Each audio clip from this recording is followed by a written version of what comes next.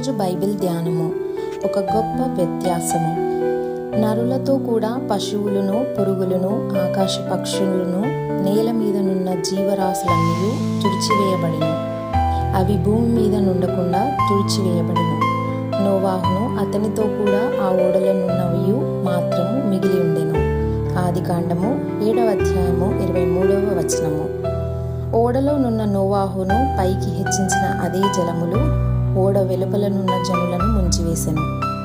ఇచ్చట పాపులకు, పరిశుద్ధులకు, దేవుని యందు నమ్మిక ఉంచువారికి, మనుషులను నమ్ముకుని వారికి, లేక తమను తామే నమ్ముకుని వారికి, దేవుని ప్రేమించు వారికి, ఆయనను ప్రేమించని వారికి మధ్య గల గొప్ప వ్యత్యాసమును మనము చూడగలము.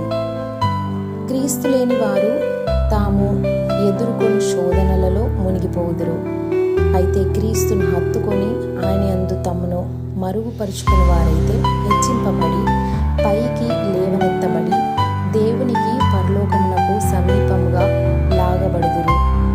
దేవుని ప్రేమించు వారికి, అనగా ఆయన సంకల్పము చొప్పున పిలువబడిన వారికి మేలు కలుగుటకై సమస్తము సమకూడి జరుగుచున్నవని ఎరుగుదును. రోమీయులకు రాసిన పత్రిక 8వ అధ్యాయము 28వ వచనము. పరిశుద్ధపరచబడిన వారికి కలుగు శ్రమలు ఆత్మీయ పదోన్నతులు అను నానుడి వాస్తవమే.